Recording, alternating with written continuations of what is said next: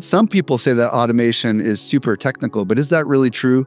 It's like you're having an entire team without needing to hire a team or have the capital to hire a team. For me personally, it saves me at least 30 hours a month. And then on top of that, it also saves our team, I would say probably anywhere from 10 to 15 hours a month. So in total, it really is like we've hired another full-time employee without needing to have the capital to hire another full-time employee.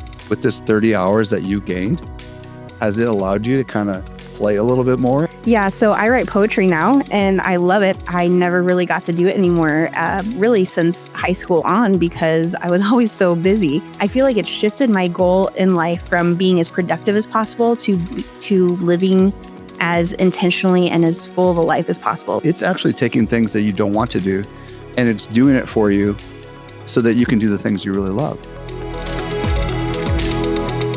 My special guest is an AI trainer who helps ambitious entrepreneurs scale their businesses with AI to live a regret-free life. She's the founder of Impact-Driven AI. Her podcast is Doable with AI. Brittany Long, welcome to the show. How you doing today? Thanks so much for having me. I'm doing great. Awesome. Super excited to have you here. So let's start with your journey into AI. How in the world did you get started? Yeah, it was a journey. So I actually started as a middle school science teacher, and I thought I would do that for a while until a cancer scare really kind of woke me up to the fact that that wasn't what I wanted to do the rest of my life. And so I eventually left teaching and I went into copywriting, and I love that. I probably would have done that the rest of my life, except ChatGPT came out and I realized, well, this is really going to, completely change everything. And I thought I can either pivot now or I can pivot later. And so that was kind of the moment that I started doing that. And I knew so many other people in my community were going to experience this moment of needing to pivot because of AI. And I thought, well, I can be a leader in this. I can kind of pave the way for everybody. So was that in like November, or like literally the day, like it was like last day in November 2022, right? Like, so it was just leading up to the holidays and you're like, all right, I'm going to go on this thing. So tell us the rest of the story. What happened? Yeah, that's pretty much what happened is that I knew I played with it. I think it came out and then like the next day I played with it and I thought this is literally going to change everything. It wasn't amazing, but it was way better than anything I had ever tried before. And I thought, well, if this is the worst it's going to get, it's going to just keep getting better. I better make some adjustments now. And within a week, I had decided I'm going to pivot. And I started actually one of our offers. It was like $9 a month. I figured if I get paid to learn this, I'm going to actually stick with it and learn it and not just push it off. So I'm going to do that. I made a super, super like low ticket offer so that people could learn with me basically. And I just ran with it. So tell us what you're doing now. So now we show people how to use AI for automations, for basically creating a team of mini thems that can do the work for them so that they're not spending their time behind the desk. We show people how to use it for automations, how to create their clones, how to really have this team so they can operate like a big dog without having a million team members that they have to pay and have the pressure of paying and everything. So when it comes to AI automation, what do you see as some of the big misconceptions that people seem to have? I think a lot of times people think, well, I have to be really techie to do this, or it's going to be overly tech heavy and I don't have the time to learn how to do that. Or this is going to be a full-time job for them. They're going to have to learn all these things. And it makes sense that they feel that way because new AI tools are coming out all the time. And if you're talking to people who are developers or who have been in AI for decades, it can feel really overwhelming. It can feel like tech talk and jargon, and you're not really sure even how to get started. And so that's, I think, probably the biggest misconception I see is that it has to be time consuming and it has to be techie or hard. So when we think about AI automation done well, because I can probably speak for most of my audience, they're not actively automating, right? Not in a true sense of the imagination. Like, what are the upsides? What are the benefits to automation? So I think the biggest benefit is that you start to, it's like you're having an entire team without needing to hire a team or have the capital to hire a team. I think that's really, a lot of people want to grow. They want to get their message out. They want to help more people. They want to make more money, but they don't have the capital to, hire this big team. So then they get stuck doing everything. And then there's burnout and And it gets really difficult, especially for people that don't have giant teams or don't want to manage a bunch of people. And so automations can do a lot of those mundane tasks that they may have to hire a VA for, and even some of the more complex tasks too, with some of their client work that they can have AI or have an automation come in and help with. So they are able to save time. They're able to save money because they're not hiring a bunch of people. And then there's that mental load that comes with having people on your team too. I have a few people on my team that are amazing. I love working with them. And I still don't want to have to manage a giant team. That's when I think about like, what does my life look like? What does my ideal dream world look like? It's not having a giant team. But I still want to help more people. I still want to get my message out there. And so having automations really helps you get your message out there, but do it in a way where you're not stuck in the administrative tasks and you're not managing a bunch of people and feeling drained from that time and the energy that it takes to do that. Just out of curiosity for yourself, and maybe for some of the people you've worked with, what kind of time savings are we talking about? Like help people just wrap their mind around, because a lot of people hear AI helps you be more efficient, AI helps you save time, but maybe help us make it a little bit more practical. What has that meant for you? So for me personally, it saves me at least 30 hours a month. And then on top of that, it also saves our team, I would say probably anywhere from 10 to 15 hours a month, just from the automations that we have. So in total, it really is like we've hired another full time employee without needing to have the capital to hire another full time employee. And just so I understand, how long did it take you to get to the point where it saved you 30 hours a month? Is this something that took continuous iteration, or was it something that pretty rapidly resolved some of your biggest time challenges? I'm just curious. Pretty rapidly once we sat down and really got into it. When I first started doing it, I just like tinkered with it here and there. And I thought, oh, well, this thing didn't work. I'll come back to it later. And that was really before a lot of these automation tools had their own like AI helper inside of it. Now they have these AI helpers. So if you get stuck, you can just be like, hey, how do I do this thing? And it's going to help you along the way. And so even the space between where you're starting and having your first automation done, it takes so much less time now because there's AI helping you, and videos and trainings and things like that. And so the time from starting to actually seeing some real change is really really fast now. Okay, so here's what I've heard you say so far. Number one, you don't need to be a techie in order to be able to pull this off. Number two, it doesn't have to be time consuming, as you just demonstrated, because these tools seem to be getting incrementally more intelligent, and you're not necessarily starting with a blank slate. And the big advantage for a lot of people is going to be regaining time. And I think so many of us, whether you own a business or you work for a business, or you're a hobbyist, like creator who's just trying to do something hustling on the side, the biggest challenge that so many of us have is not enough time to do all the things that we want to do. And often the things that we want to do are creative tasks, right? Like I want to create more of this, or I want to invent this idea that I've always wanted to do, or I want to spend a little bit more time doing research. And these are the kinds of things that often end up never happening because we don't have time. And I'm just curious from your perspective, with this 30 hours that you gained, has it allowed you to kind of play a little bit more and to actually talk about that a little bit? Yeah, so I write poetry now and I love it. I mean, that's something that I've wanted to do since I was in third grade. I loved writing even when I was a child, and I never really got to do it anymore, really since high school on, because I was always so busy. And now I actually get to write poetry. And I mean, like, nobody's actually seen it and hasn't seen the light of day, but it's wonderful because the goal, I feel like it shifted my goal in life from being as productive as possible to living as intentionally and as full of a life as possible. Like I have realized, I think for the first time in decades, that my purpose on earth is not to be more productive. And that has changed so much for me. So poetry, I'm writing that now. I have a book that I'm writing that's fiction that's just for fun. I'm getting to spend more time with my family. I bake a lot more. I made Dolly Parton cinnamon rolls or cinnamon bread the other day. I'm getting to kind of be more creative with the food that I'm cooking and stuff like that. I'm getting to work out more. I started like wood carving. Again, it's not good. Like you can't tell what it is. It's supposed to be adorable. Yeah. What'd you say? Yeah, I said whittling. I mean, that's what I used to call it. I don't know if that's the official word. So this is fascinating.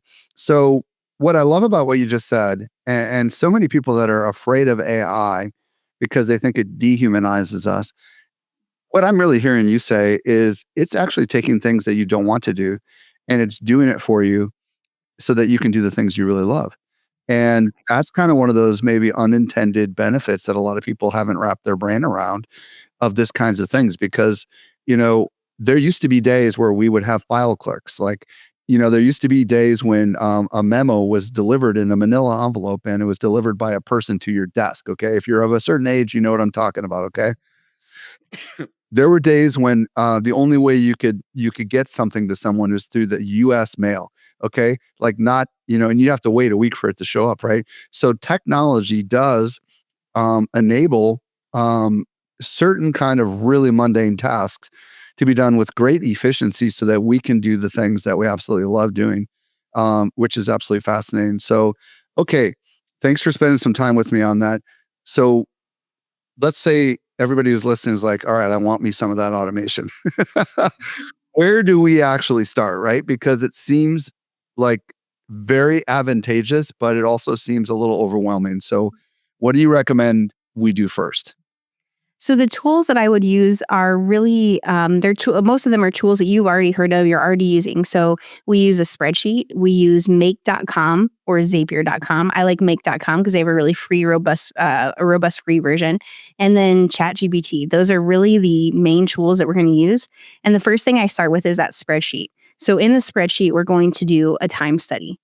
A time study is where you write down what you're doing every 15 minutes for 4 days at least. Ideally, you're doing it for a full week, but at least 4 days.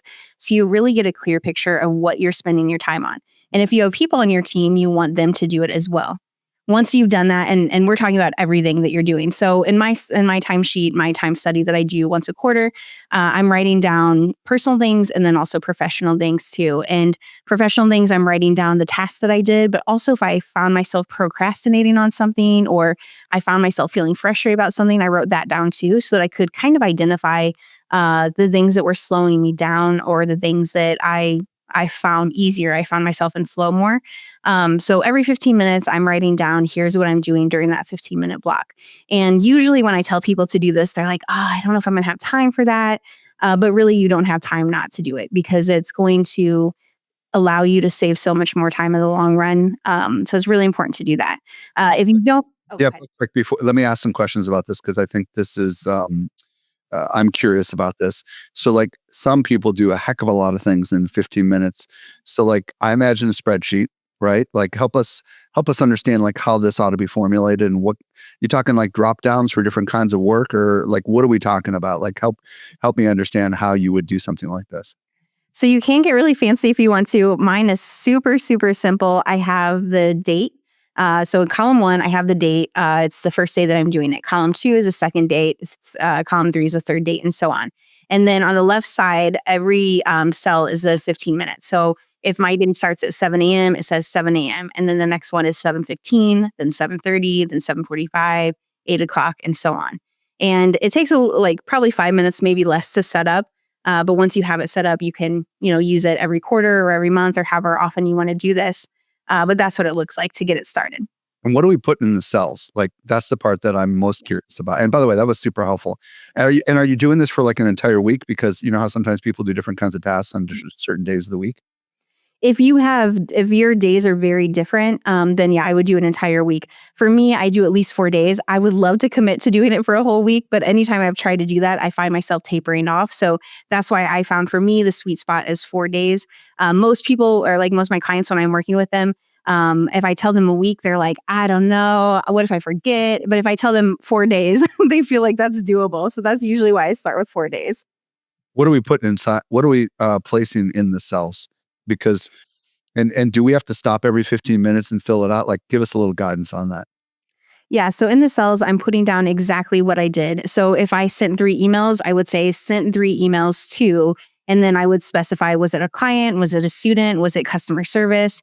And then if I'm doing a presentation, what am I actually doing? Am I recording the presentation? Am I preparing for it? Am I getting ready? Am I Am I doing like post presentation stuff where I'm doing a social media post? I just try to be as specific as possible. The more specific you are, the more this time study is going to help you really see what's happening. And I know that doing it every 15 minutes maybe feels like a lot. And it kind of is a lot to stop every 15 minutes. But I find if I don't do that, there's so many things that I miss. And so if you are listening to this and you've ever felt like, man, I feel like I did so much today, but I look at my to-do list and there's still so much on there, a time study is really going to help you because it's going to help you identify those things that are slipping in that you may not even realize. Like maybe you took 15 minutes because a customer needed help or one of your team members needed help and you didn't have that on your to-do list and you just kind of forget about it at the end of the day. And so by doing it every 15 minutes, you get a really, really clear picture of exactly what's happening, not just what you remembered happening, but exactly what's happening as it's happening. Okay, so let's say we do this for 4 days and ideally 5, right? Because that way is presumably working days, right? Mhm. Now we've got this sheet all filled out. What do we do with that? So now that you have the sheet filled out, we're going to save it as a CSV file or even as a PDF and upload it into ChatGPT. From there, you're going to ask it to analyze the kind of tasks that you're doing and the things that you're doing the most of. I also like to give it my job description and say, based on this, what are the things that I should take off my plate? I also ask it, what are the things that I can delete? That means these are things that are not really moving the needle forward in my business at all, but maybe I've always done it or it feels uncomfortable to hand it off, but I'm still doing it and I shouldn't be. So, what should I delete? What should I delegate? And when I'm looking to delegate, I'm looking at what should I delegate to a team member, a human team member? What can I delegate to AI? And when I look at delegating to AI, I'm thinking using agent mode in ChatGPT, or even having a team member use ChatGPT or another AI tool. And then the last thing is what can I automate? So we're looking at automate, delegate, and delete. Okay, so you touched on a bunch of stuff there. Um, automate, delegate, or delete. Mhm. So you mentioned operator very briefly. Can you go ahead and explain what you meant by that? Because not everybody's going to understand that.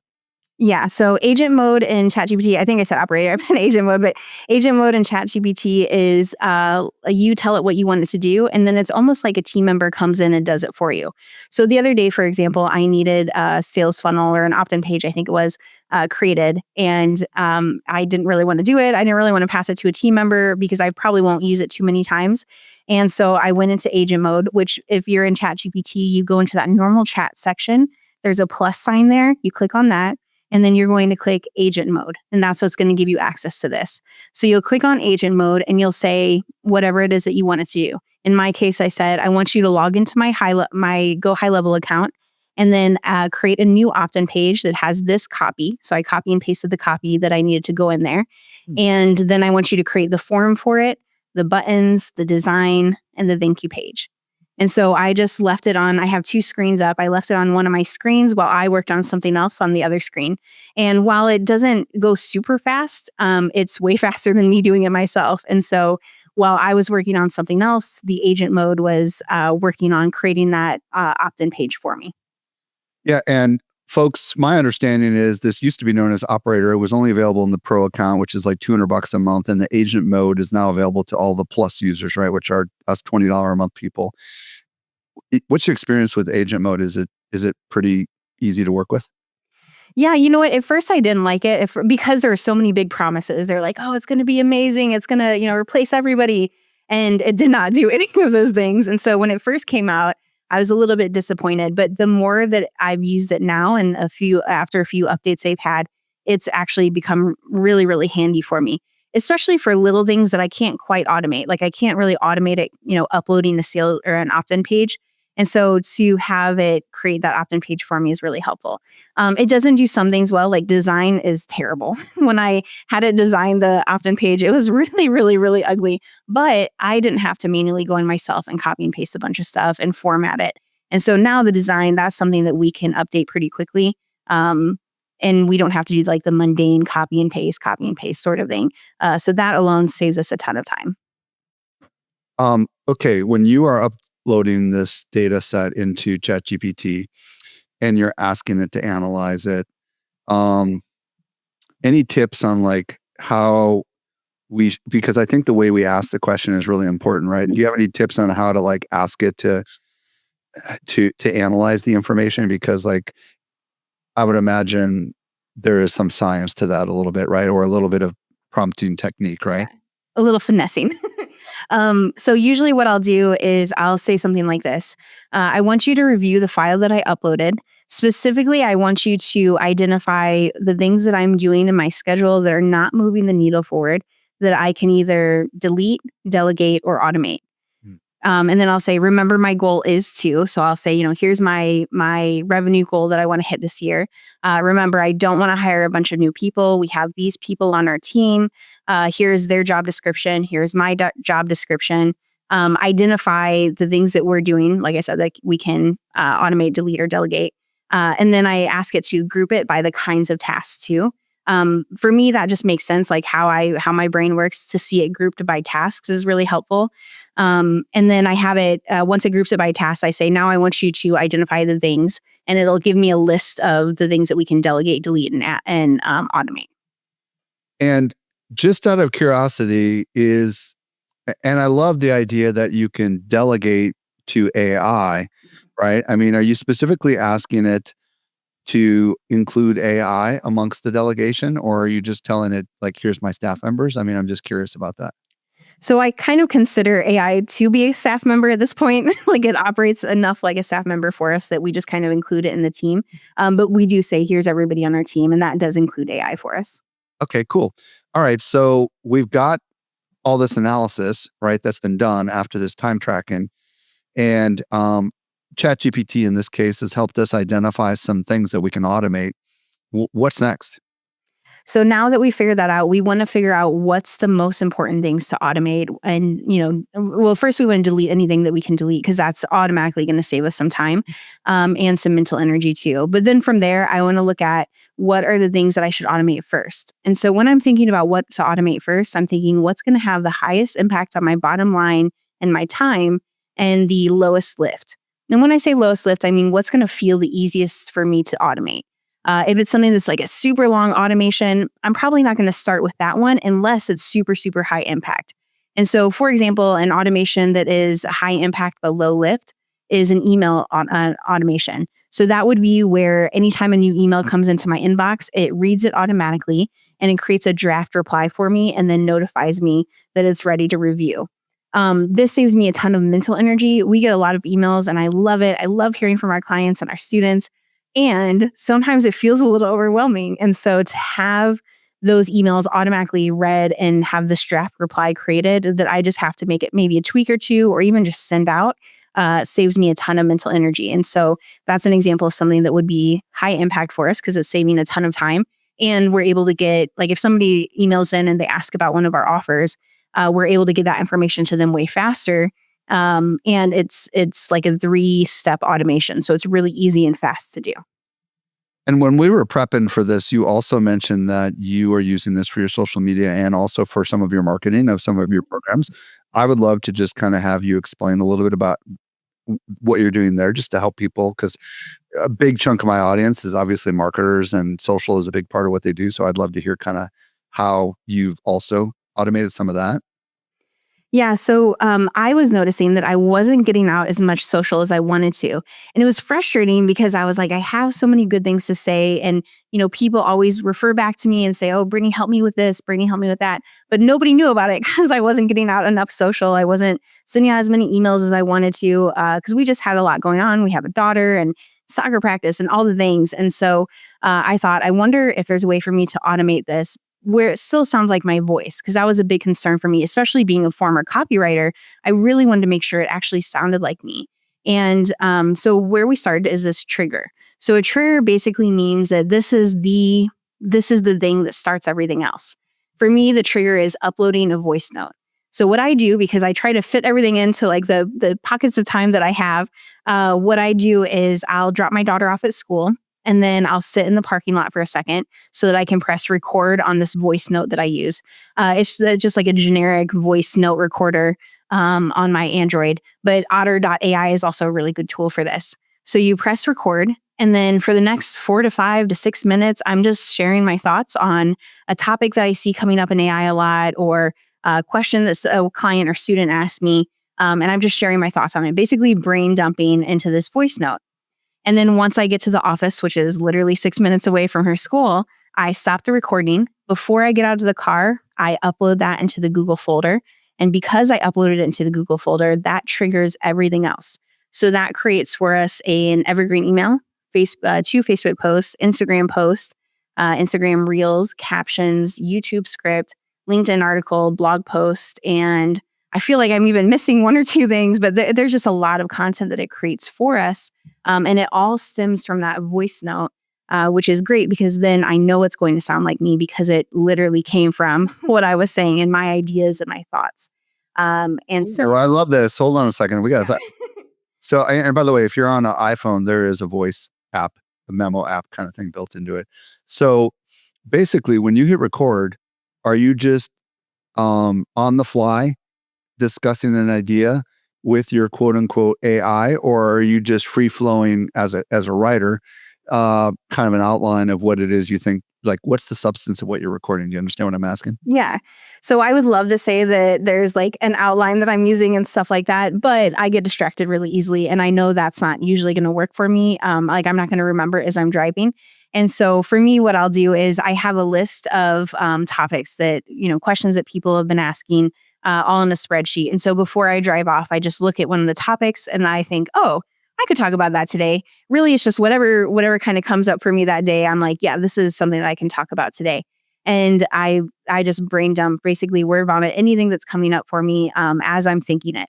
For those of you who are external processors, if you have something to say and you talk it out to people, this is a really, really Oh, yeah. great. I am a verbal processor, so I'm very excited about this. Yeah, it's super helpful. And so you just talk out. It's almost like if you were standing next to somebody or talking to somebody and they asked you that question, what would you say to them? Or it's like having a phone call with one of my staffers where I'm driving and I'm just ideating on something, except I'm recording it. Mhm. Fascinating. Now, what about on the marketing side of things? Because I know you also have automated some of your marketing. Yeah, one of the other problems I realized was that I would often forget to talk about the things that I'm adding into our programs. So we do a really good job of taking care of our students and taking care of our clients and really going above and beyond for them. But no one knew it because I kept forgetting to tell people. I was great at the delivery side of things, but not always great at the marketing side of things because that to me feels a little bit more uncomfortable. I'm like, oh, I feel braggy or I feel, whatever. Yeah, you don't want to be Just emotional, right? yeah, there's this friction that was coming up for me. And so I thought, how can we remove some of this friction? And for me, that was creating an automation so that at the end of the day, I say, here's the new training I added, and here's how it helped people, or here's what somebody said about how our program is helping them. And so from there, it creates, all the content for that. It creates an email, it creates a blog post, it creates everything that we would need. And so now all we have to do is upload that. And if there's any friction there for me on that, then I have a human team member that uploads that for me so that there's not this friction anymore. So what's the trigger on that one? Is it another voice recording or is it written or what is it exactly? This one's a form. So we fill out a form at the end of the day. And usually at the end of the day, I'm all talked out because I usually do multiple presentations every single day. And so at the end of the day, I'm all talked out. So I just fill out a form for that one. Fascinating. Okay. So thank you for sharing those examples because it's super helpful for people to because people have never done this before, they can't even imagine how it would work. But these two examples were and all three of these examples are super eye opening. Okay, so now let's get to the technical side of it. So here's what we have so far. We have a time audit, right? And then we have a analysis of our time, and we've interacted with AI, and we've identified some things that we should stop and some things that we should delegate, some to AI, some to other people.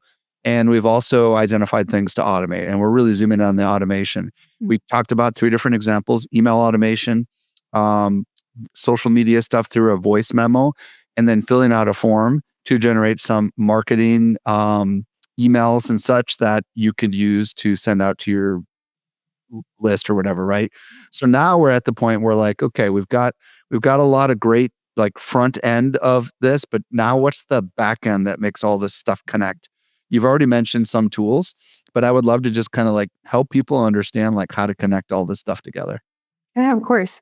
So we're going to start in make.com. And like I said earlier, I like using that tool, that automation tool, because they have a really robust free option so that even if you're just tinkering around or you want to just kind of try it out, you can try it out for free or very low cost. And so we go into make.com and we're going to set up a few things. The first thing we need to add is that trigger. And in this case, the trigger is going to be a Google Drive module. And a module is just the first step, basically. Modules are steps.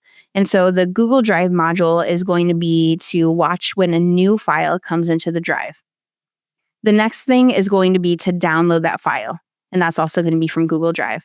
Once we do that, we want ChatGPT to pull the transcript. So the next step or the next module is going to be pull transcript from ChatGPT. Now in Make, it's called OpenAI, which is like the parent of ChatGPT.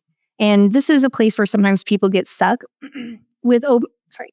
That's a With OpenAI, you're going to need an API key. An API key basically allows you to connect one tool with another tool. And so you'll go to platform.openai.com and you'll add a little bit of money in there. You won't need much. I think $20 usually lasts me like 6 months. And I use a lot of automations with ChatGPT, so it won't cost you very much at all. And so you'll have the API key that you'll get from there. Once you have that, you'll upload it into Make. And then that's really what allows everything to connect. Once you've done it once, you don't have to keep doing it. So that's exciting. And then from there, we're going to have ChatGPT review the transcript, and then it's going to start to create the content.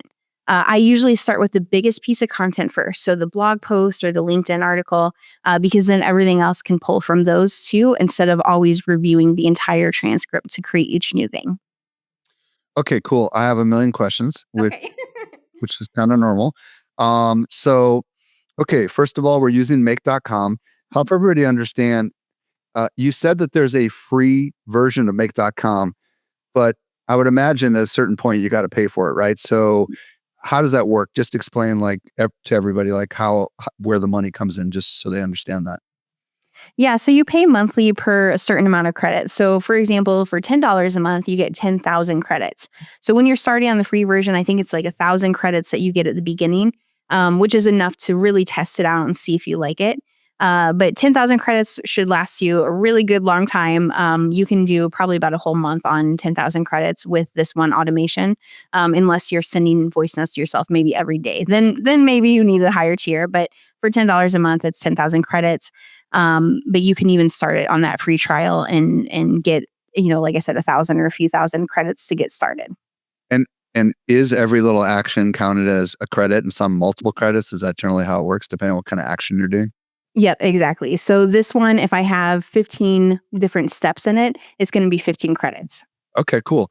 Now, as far as make, my understanding is for those that want to go beyond ChatGPT, you can choose Claude or Google Gemini, right?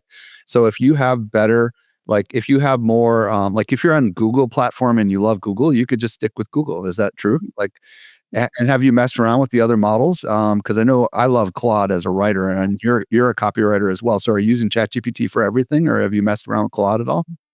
I do use Claude occasionally. I prefer ChatGPT for most things, only because most of my students and clients prefer that, and it's generally a little bit ahead of the game, and it can do a little bit more. So for me, I usually do that with Make. The other reason I really like it is because it's easy to share the automations once you've created them, and so I share it with all my students. So that's why I usually stick with ChatGPT, only because most of them are using it, and it's easier for them to import it in.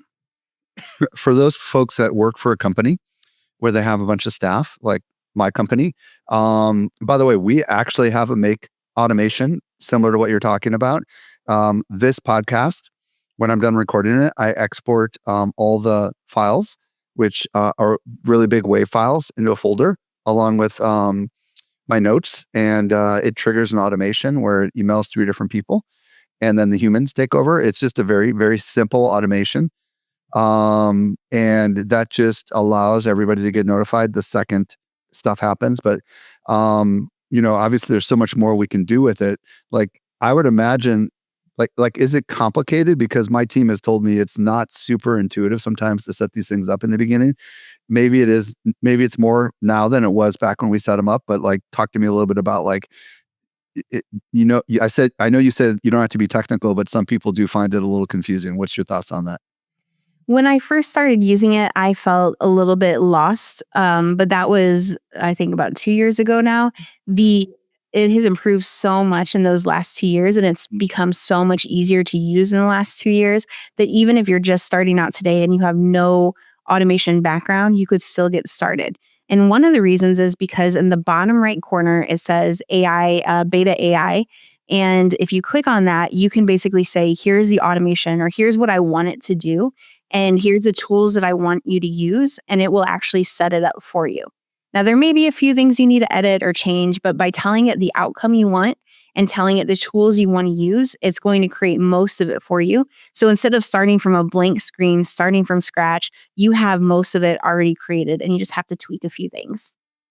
So, you mentioned email automation. I would love you to kind of explain how that works. Like, how the heck do you get a draft message in your inbox? Because I think you don't have to get into like the super technical weeds of it, but I'm curious about how you get there. Because it's one thing to drop a file into it, it's another thing to give it access to your Gmail account, right? Yeah, so I start with a trigger from Gmail, and it basically says anytime a new email comes in that meets these criteria. So if I get an email from PayPal, it doesn't need to reply to PayPal. If I get a marketing email, it doesn't need to reply to those. And so I'll say if it meets these criteria, then I want you to. Now the next step is ChatGPT. So ChatGPT is going to review that email. Is going to create a response. And in the directions or the prompt to ChatGPT, I say, here's my brand voice. Here's how I normally respond to stuff. And then after that, it's going to create a draft reply. And that's it. It's 3 steps. You could also add in a notification to yourself in Slack or Telegram or WhatsApp where it says, hey, there's a new email. Or even at the end of the day, hey, don't forget to check, your draft folder.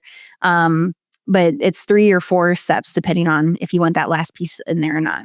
So then when you open up your email, you just have a bunch of draft messages in there waiting for you to review, basically. Exactly. So it literally used to take me an hour to review emails or my team to review emails. But with this automation, we can have it done in like 10, 15 minutes. And did you say ChatGPT is actually reviewing its own drafts to make sure they're like legit, or does it just craft them? I'm curious. Like, can you create one kind of task to like write the thing and another one to cross check it? I mean, do you do that kind of stuff?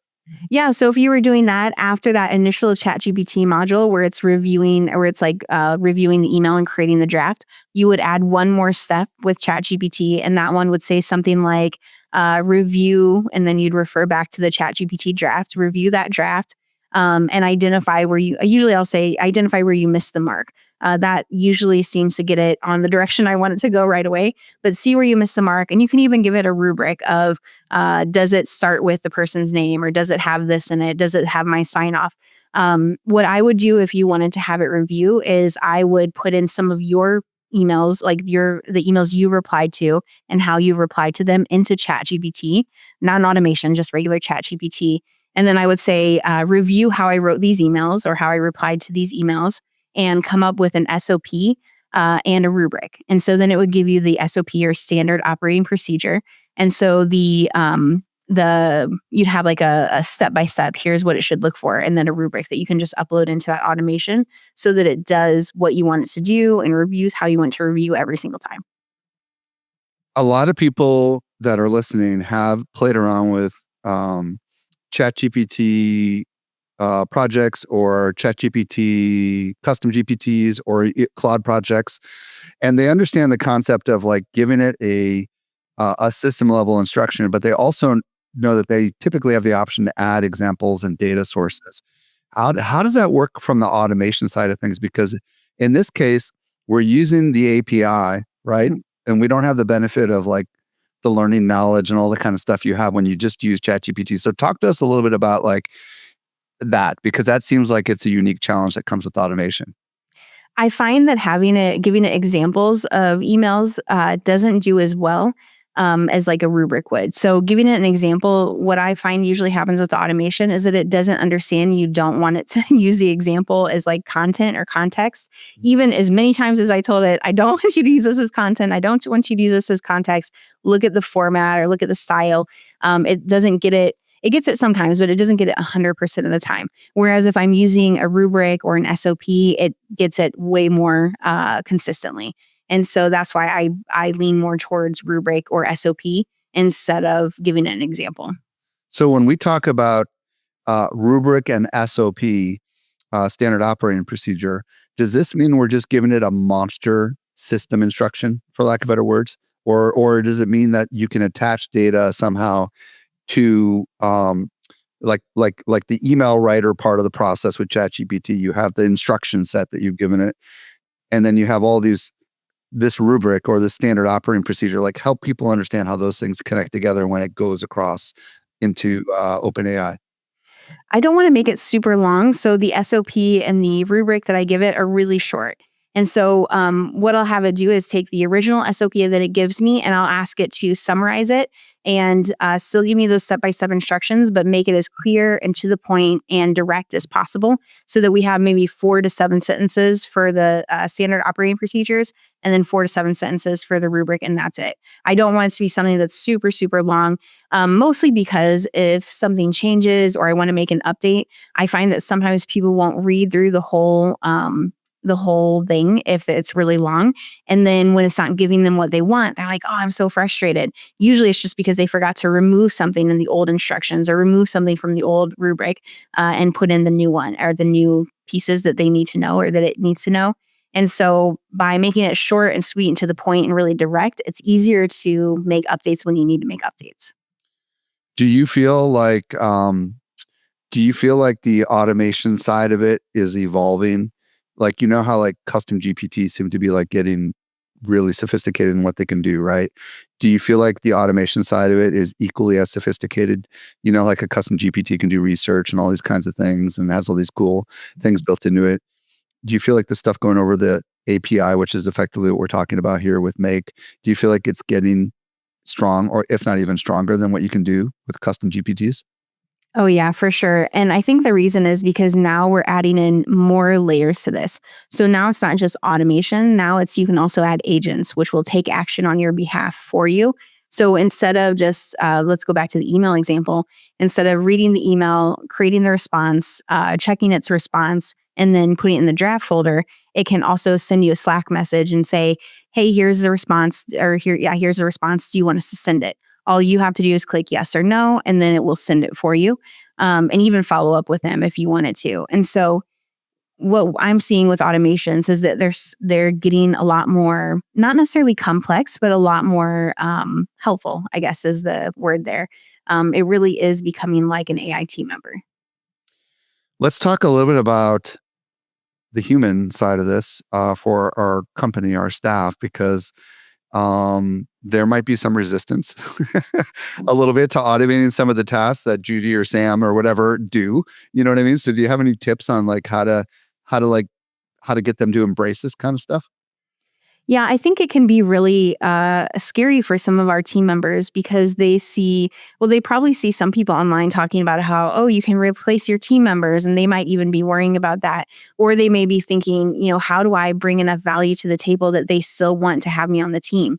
And so for me, what we do is, first of all, we want to sell them on the value of not only what they have to offer, but also it's almost like this power couple, them and AI together.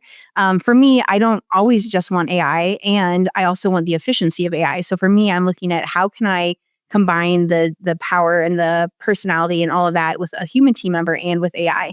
And so looking at, I look at their Enneagram, I look at different personality tests they've taken to see how to best approach it with them. And I use ChatGPT to help me kind of identify what are the things that I need to touch on so that they feel valued, so that they know that their position here is safe.